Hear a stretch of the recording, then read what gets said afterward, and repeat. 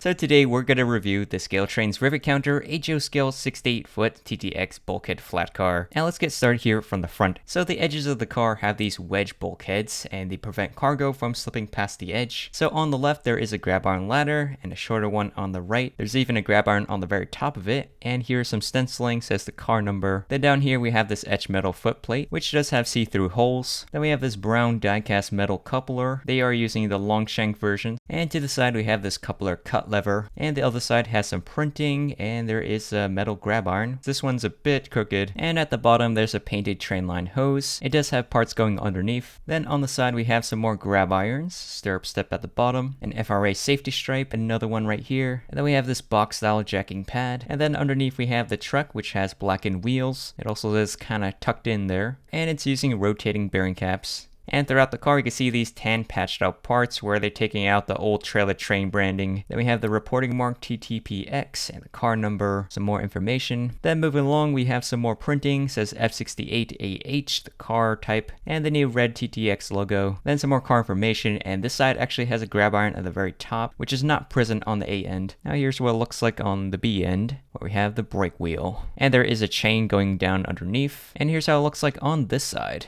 and on top. And on the bulkheads we have these wooden walls, and it has a white stripe in the middle. Label at the top, chains must be stowed in floor pockets. And there's actually 4 columns of divot dots, which the outer ones don't line up with the divots on the deck. So here's the view of the car from the top view. And you can see there are holes in the stake pockets, so you can actually add in your own structure beams to help secure the load. And like the label said, the chains are stored in the floor. And then we have this laser cut wood deck, looks pretty nice. The sides look more worn, being darker brown, but on top it looks pretty fresh, like it just came out of the factory. And if you look at the bulkhead wooden wall, as you can see, it's very different color from the deck because it's actually made of plastic. Now here's how the car looks like from underneath. So here we have the air brake detail. The underframe has this waffle pattern. Here's the range of motion of the truck. The piping is pretty thin, and it actually makes a hole throughout the middle spine of the car, so that's interesting. Then here it connects to the other side. And I wasn't expecting this, but apparently in this bulkhead flat car, this bulkhead actually has a ledge at the very edge. So there's like a little indent right there, instead of being flush with the body, which it would normally should look like this. But apparently there are variations where they have that.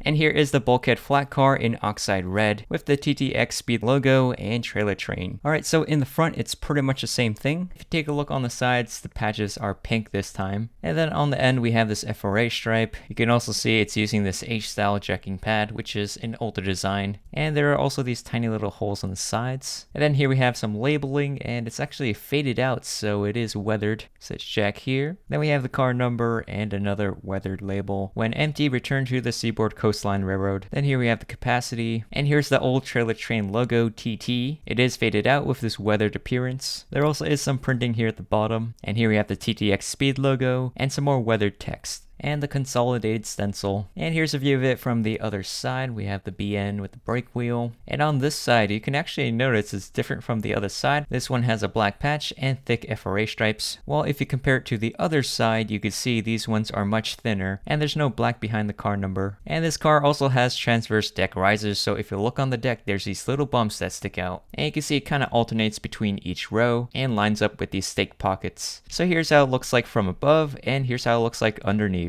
So now let's compare the two bulkhead flat cars. When I first ordered this, I thought they were going to be the exact same thing, just a different color, but it turns out they're actually very different. I had no idea this would come with deck risers. Apparently it made transporting steel plates easier, and actually if you look at the floor planks, there are 3 here, and then sometimes there's 4 or 2. Yeah, it just varies a lot. And if you bring in the yellow one, you can see it's very different. The jacking pads also have 2 different styles, and the TTX logos are different, older versus new. This car also comes with these tiny little holes underneath the deck. I don't know what exactly it's for, but it's not present on the other one. And I just noticed there's like this little beam in the side of the truck, which if you look on the other side, it's not present, so it must be an asymmetrical detail. So in the past, you actually had to glue down all the wooden decking by yourself, so you can imagine how much time that would take. So I'm glad ScaleTrains made it pre-installed. So now let's compare it to my Walthers mainline center beam flat car. These two cars have a similar purpose, carrying loads. The Walthers is more on the cheaper end, while ScaleTrains is more expensive, and the level of detail is quite different. So if you look in the front, in ScaleTrains we have these thin metal grab irons, while if you compare it with Walthers, it's really thick and chunky, and it's part of plastic molding. You can see on ScaleTrains they have a trainline hose, a coupler cut lever, a foot plate, and Walthers has none of those details. They do have these molded in tie downs, but since there's no hole you can't actually put tie down cables through it, you'll need to drill it yourself. While on ScaleTrains they have stake pockets which have actual holes in it. Also the Walthers doesn't come with rotating bearing caps, so it doesn't move, and underneath there are no brake beams. While ScaleTrains has rotating bearing caps on their wheels and brake beams in the truck. Lengthwise though, the center beam flat car is a bit longer.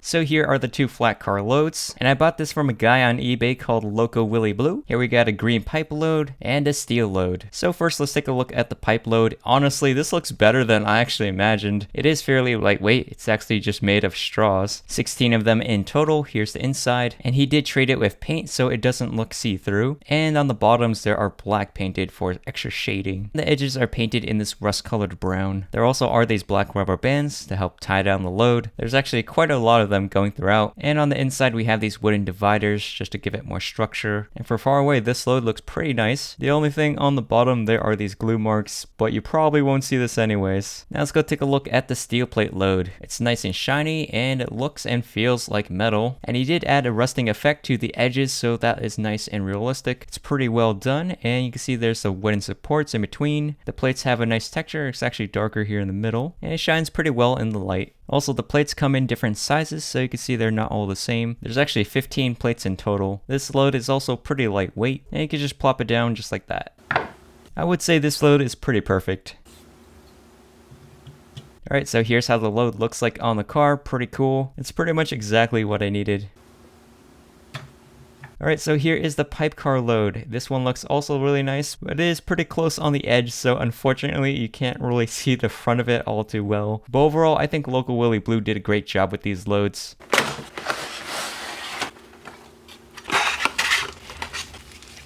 So ScaleTrains actually bought ExactRail, so I got this in addition.